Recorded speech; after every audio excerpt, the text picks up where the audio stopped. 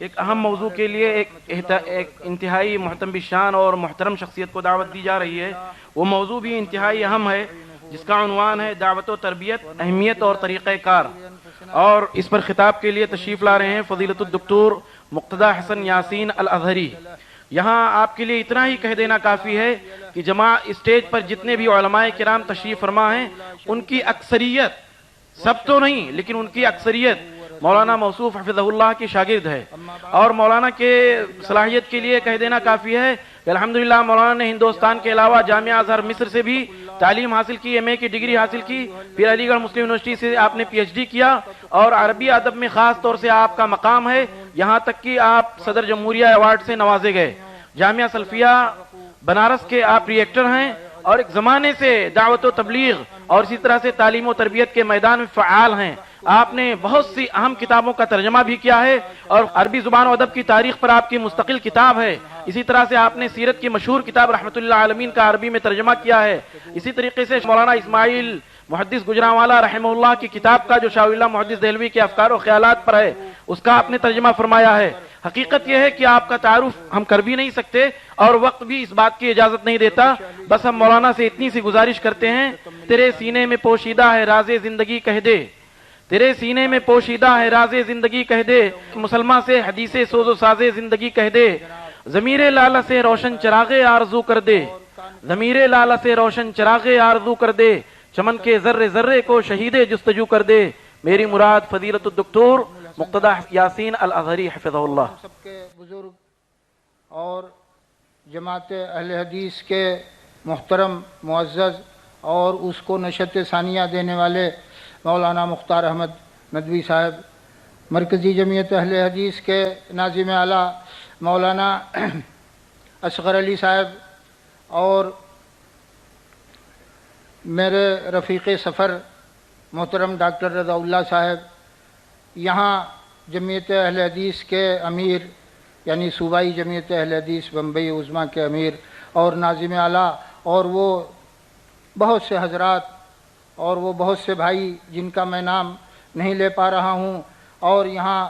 تشریف لائے ہوئے جماعتی برادران، اور اسی طرح سے حکومت کے کارکن اور دوسرے تعاون کرنے والے حضرات، میں تمام حضرات کا شکر گزار ہوں، اور یہاں میں آپ کی اجازت کے بعد کھڑا ہوا ہوں۔ چند باتیں مجھ کو عرض کرنی ہیں، جس موضوع کے تعلق سے عرض کرنی ہے اس پر میں ابھی آؤں گا۔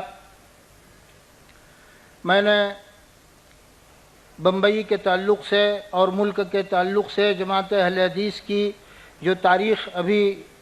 سنی، یا جس تاریخ کا ایک خاکہ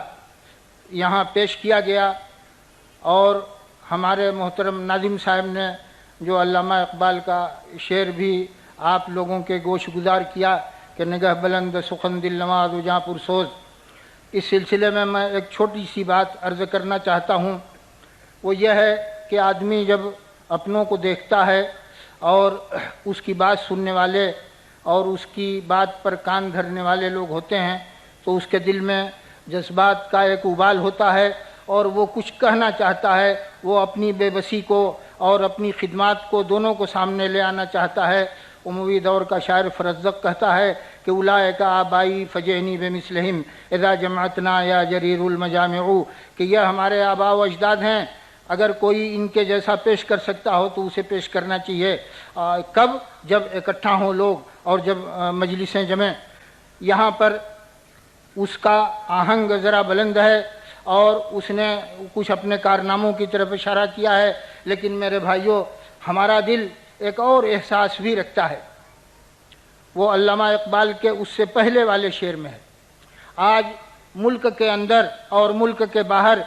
دنیا کو جس چیز کی ضرورت ہے، اگر بے لاگ طور پر اس کو سمجھا جائے اور دیکھا جائے اور کوشش کی جائے غیر جانبداری کے ساتھ، انصاف کے ساتھ اس کو بتانے کی، تو میرے بھائیوں ہم کو یہ کہنا پڑے گا کہ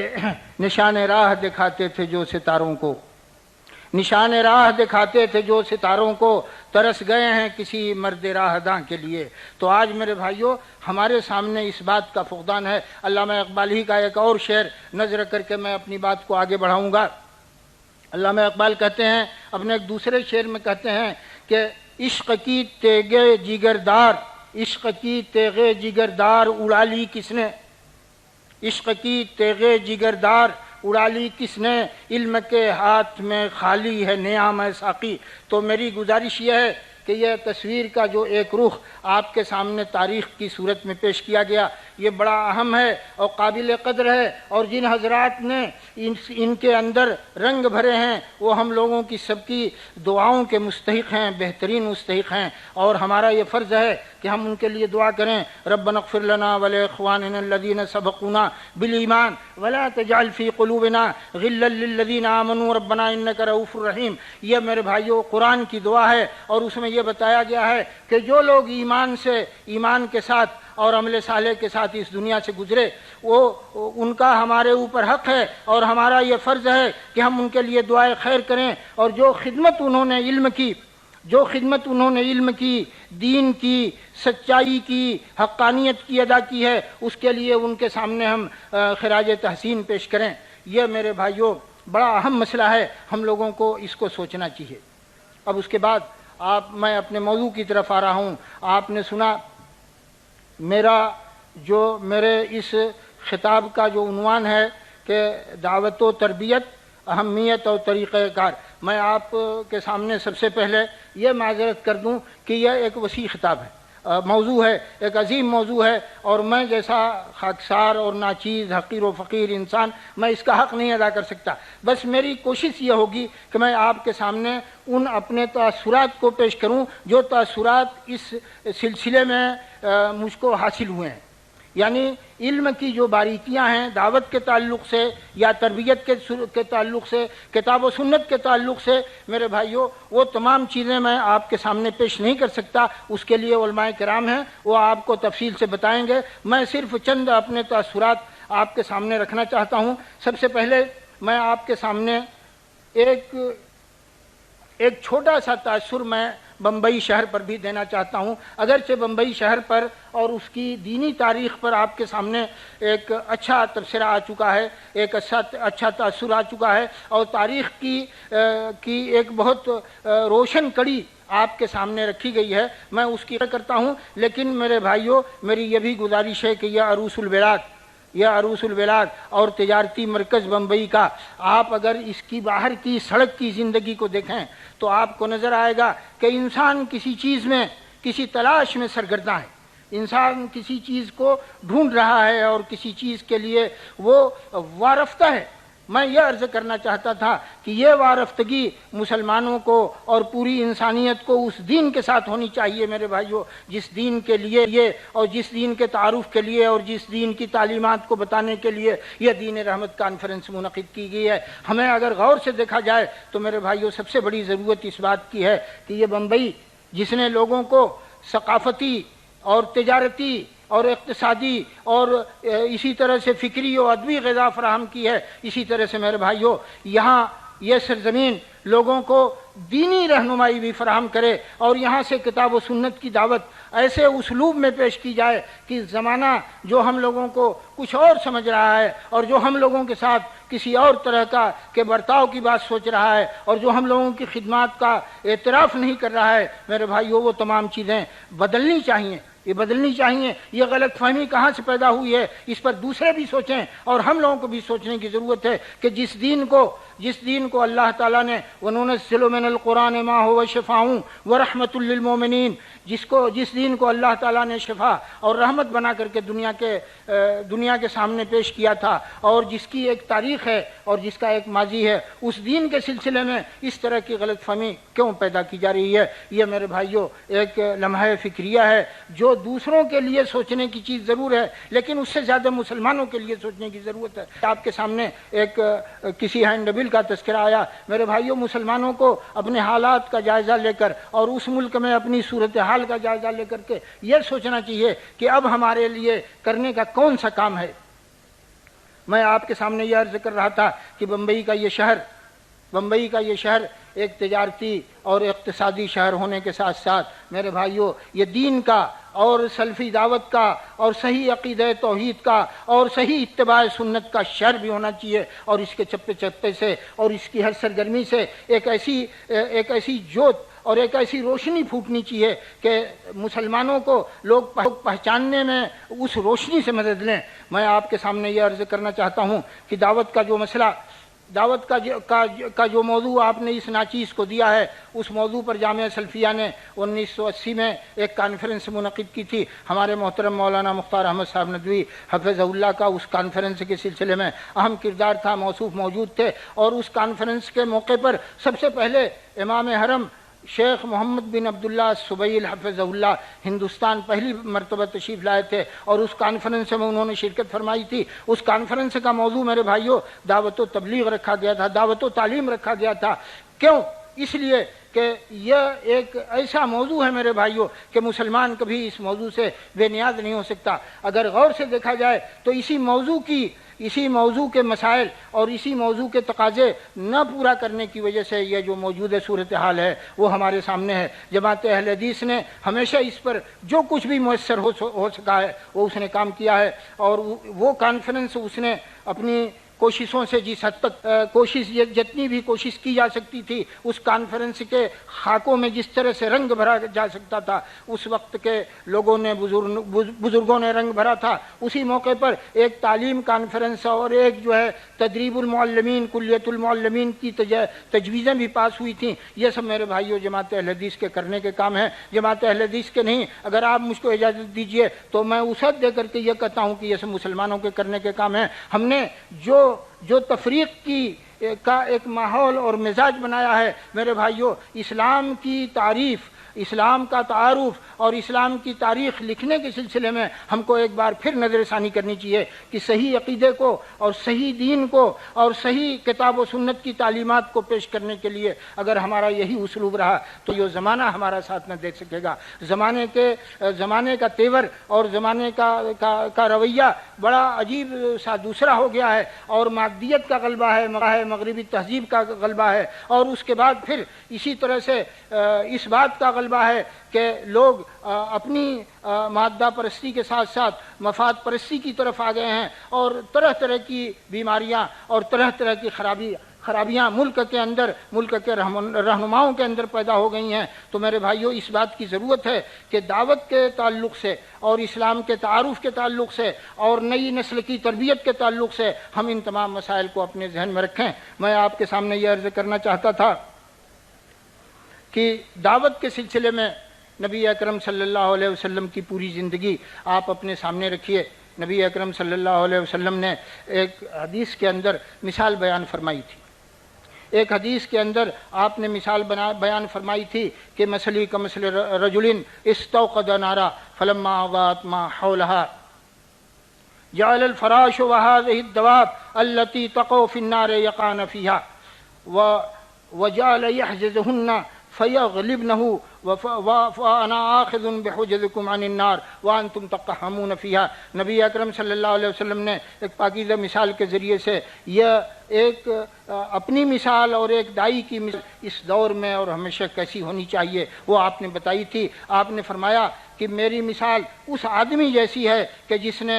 آگ روشن کی۔ جب آگ روشن کی جاتی ہے تو پرندے اور دوسرے اس طرح کے جانور وہ روشنی دیکھ کر کے آتے ہیں۔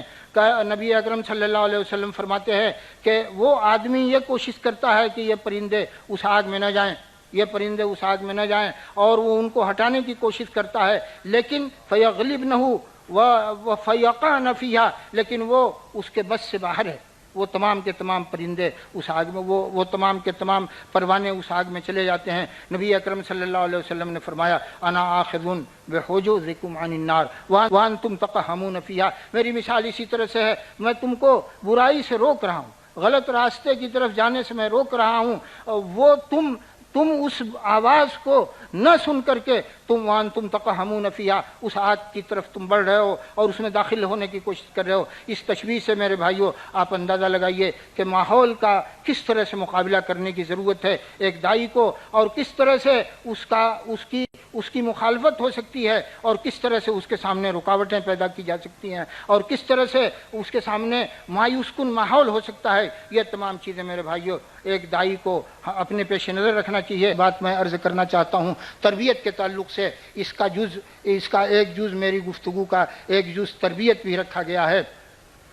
تربیت کے سلسلے میں آپ کو معلوم ہے، اگر یہ کہا جائے کہ اسلام کی دعوت کا جو طریقہ ہے اور دعوت کا جو مسئلہ ہے وہ ایک طرح سے نظری تعلیم ہے، ایک طرح سے تعلیمی مرحلہ ہے، اور تربیت میں انسان کو اس بات کے لیے تیار کیا جاتا ہے کہ وہ عملی طور پر اس اسلام کی دعوت کو عملی شکل دے اور یہ بتائے کہ کس طرح سے ان پر عمل کیا جا سکتا ہے۔ نبی اکرم صلی اللہ علیہ وسلم کے سلسلے میں حضرت ابراہیم علیہ السلام کی جو دعا نقل کی گئی ہے، اسی طرح سے مختلف مقامات پر اللہ تعالیٰ نے جو نبی اکرم صلی اللہ علیہ وسلم کی ذمہ داری اور آپ کا فریضہ بتایا ہے، اس کو آپ سامنے رکھیے۔ سورہ بقرہ میں پہلے پارے کے آخر میں اللہ تعالیٰ نے فرمایا ہے، کما ارسلنا فیکم رسولا منکم کما وبعث فیہم رسولا منہم یتلو علیہم آیاتک ویعلمہم الکتاب والحکمت ویزکیہم۔ ابراہیم علیہ السلام کی دعا تھی کہ وبعث فیہم رسولا منہم، کہ انہی میں سے ایک رسول،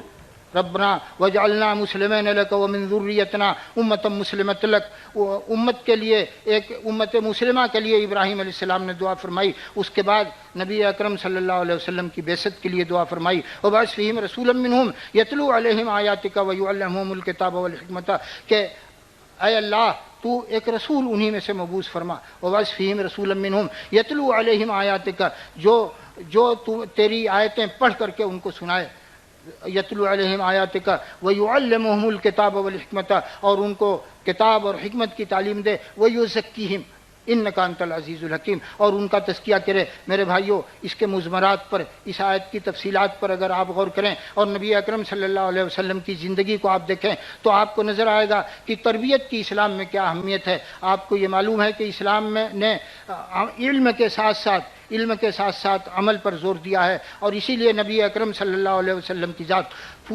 پوری انسانیت کے لیے ہمیشہ ہر دور میں نمونہ ہے۔ لقد کان لکم فی رسول اللہ اسوۃ حسنہ۔ یہ افسوس کی بات ہے میرے بھائیوں کہ ایسا مصفہ، ایسا مجلہ اور ایسا پاکیزہ اسوہ ہوتے ہوئے ہم مسلمان بہت سے نکات میں مختلف ہیں، ہم متحد نہیں ہو پا رہے ہیں۔ ہم کو سوچنا چاہیے کہ اس کی ضرب کہاں پڑے گی، ہمارے قرآن پر پڑے گی، ہماری حدیث پر پڑے گی، ہماری پوری اسلامی تاریخ پر پڑے گی۔ تو اللہ تعالیٰ نے جس طرح سے اس آیت کے اندر نبی اکرم صلی اللہ علیہ وسلم کی ذمہ داری کا نقشہ کھینچا ہے، اس پر ہمیں غور کرنا چاہیے، اور پھر اس کے بعد اثر نبوت کو دیکھنا چاہیے۔ نبی اکرم صلی اللہ علیہ وسلم نے جو نسل تیار فرمائی تھی، آج تک کتاب و سنت کا پورا ذخیرہ اور یہ پوری امانت آج ہمارے پاس کس طرح سے پہنچی ہے بے کم و کاست، اور کس طرح سے ہم نے ان تمام اپنے علمی ورثوں کا اور ان دینی امانتوں کا کس طرح سے ہم نے تحفظ کیا ہے۔ میرے بھائیوں، یہ مسلمانوں کے لیے قابل فخر ہے، اور یہ سوچنا چاہیے کہ آج کا دور جو ایک تحقیق اور تلاش کا دور ہے، اور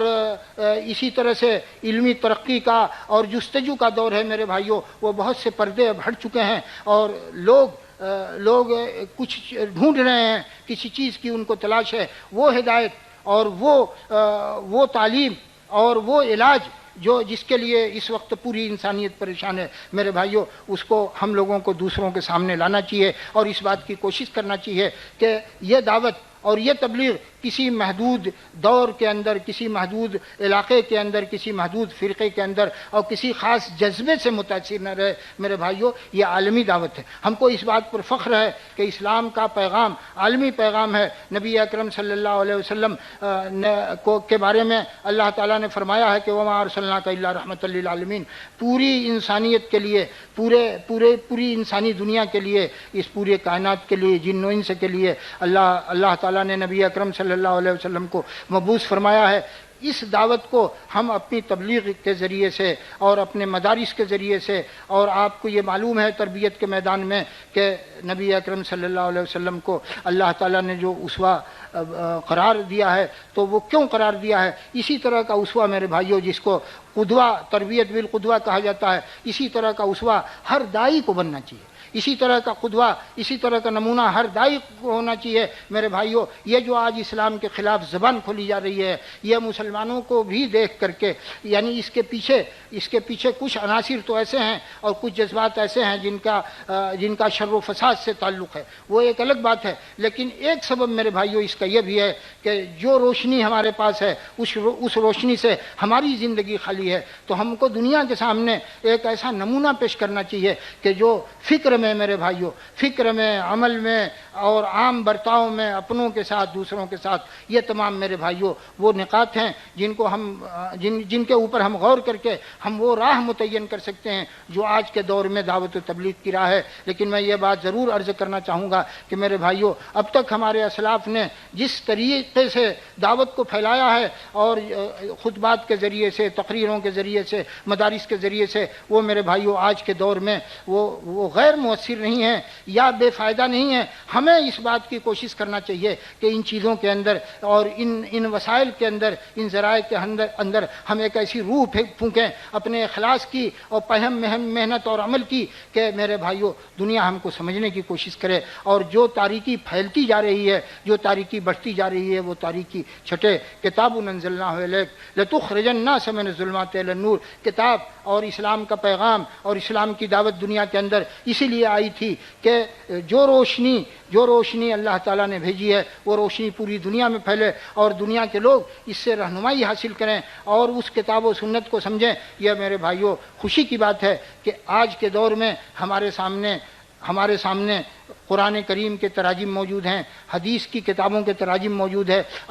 ہیں، اور ہم میں سے جو آدمی عربی نہیں جانتا وہ بھی یہ کر سکتا ہے کہ کتاب کے قرآن کریم کے معانی کے جو تراجم ہیں ان کو پڑھے، اور اسی طرح سے حدیث کی کتابوں کے جو تراجم موجود ہیں ان کو پڑھے، اور وہ خود سوچے اور غور کرے کہ اسلام کیا کہتا ہے، اسلام کا مطالبہ کیا ہے، اور ہم موجودہ دور میں ہم اسلام کے پیغام کو کس طرح دوسروں تک پہنچا سکتے ہیں۔ میرے بھائیوں، میں نے آپ سے عرض کیا کہ دعوت اور تربیت کے تعلق سے مسائل بہت زیادہ ہیں، میں اس راہ کا ایک معمولی انسان ہوں، میں آپ کے سامنے کوئی اور تفصیل نہیں کر سکتا، علماء کرام تفصیل کریں گے۔ میں ایک بات اور البتہ ضرور دعوت کے تعلق سے ذکر کرنا چاہتا ہوں کہ دعوت جب دنیا کے سامنے پیش کی جاتی ہے تو اس کے مخاطب مسلم اور غیر مسلم دونوں ہوتے ہیں۔ میرے بھائیوں، ہماری کوشش کبھی یہ ہونی چاہیے، کبھی ایسی نہیں ہونی چاہیے کہ اس دعوت کو ہم محدود کریں۔ میں نے یہ محسوس کیا ہے کہ بعض حضرات اس طرح سے دعوت کو پیش کرتے ہیں کہ وہ کسی محدود طبقے اور محدود فرقے کی چیز معلوم ہوتی ہے، اور پھر یہ کہ ایک نفرت اس سے پیدا ہوتی ہے دوسروں کے خلاف، بجائے اس کے کہ ہمدردی پیدا ہو۔ تو میں یہ گزارش کر رہا تھا میرے بھائیوں کہ ہم سے پہلے سابقہ اقوام ہیں اور ان کا ایک کردار اور ان کی ایک حیثیت قرآن نے نقل کی ہے۔ ہم کو یہ دیکھنا چاہیے کہ عمل کا جو پہلو امت مسلمہ کے لیے ضروری قرار دیا گیا ہے، میرے بھائیوں ہمارے ہاتھ سے کبھی وہ عمل کا پہلو نہ چھوٹے، عمل کا دامن نہ چھوٹے۔ ہم کو اس بات کی کوشش کرنا چاہیے کہ دوسروں کے اوپر جب ہم کچھ کہتے ہیں یا دوسروں کے اوپر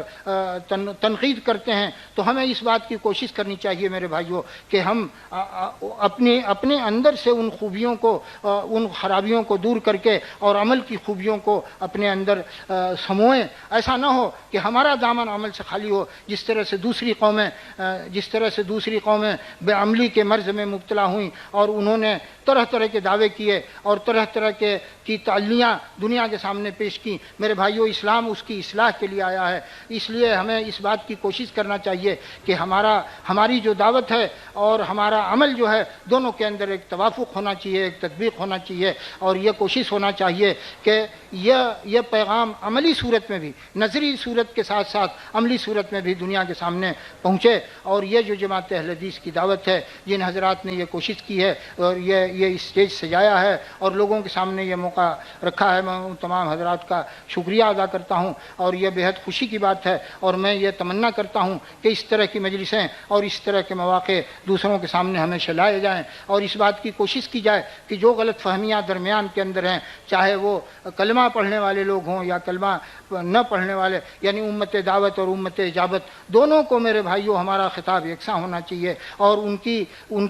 کے اندر ہم سے جو دوری ہے اس دوری کو ختم کرنا چاہیے۔ اس دوری کو ختم کرنے کی ذمہ داری میرے بھائیوں صرف ہمارے اوپر نہیں ہے، دوسروں پر بھی ہے، لیکن جو دعوت کے ذمہ دار ہیں اور جو دعوت کے لیے محنت و کوشش کر رہے ہیں میرے بھائیوں، ان کو یہ ضرور چاہیے کہ وہ اپنی اس کوشش کو پھیلائیں اور اس کے ثمرات کو دوسروں کے سامنے اجاگر کریں، اور دوسروں کے اوپر اپنے اخلاص کو واضح کریں اور ان کا اعتماد حاصل کریں. یہ تمام چیزیں میرے بھائیوں اگر ہم نیک نیتی سے اگر ہم کریں گے تو مجھے یہ یقین ہے کہ اللہ تعالی ہماری کوششوں کے اچھے ثمرات ظاہر فرمائے گا. انہی الفاظ کے ساتھ میں اپنی بات ختم کرتا ہوں. آپ تمام حضرات کا شکریہ ادا کرتا ہوں اور دعا کرتا ہوں کہ اللہ تعالی اس پروگرام کو جن مقاصد کے لیے منعقد کیا گیا ہے ان مقاصد کو بروئے کار لانے میں اور آج ہندوستان کے اندر جو ملت ہے اور جو انسانی آبادی ہے انسانی معاشرہ ہے ان تمام کو اس بات کی توفیق دے کہ وہ اسلام کی دعوت کو اور اس کے پیغام کو سمجھیں اور اس بات کی بھی وہ کوشش کریں کہ ان کا فرض اس دعوت کے تئیں کیا ہے اور مسلمانوں کو بھی اس بات کی توفیق دے کہ وہ مسلمان اپنی دعوت کو عمل کے ساتھ علم کے ساتھ ساتھ عمل کے ذریعے بھی دوسروں تک پہنچائیں. وآخر دعوانا ان الحمد للہ.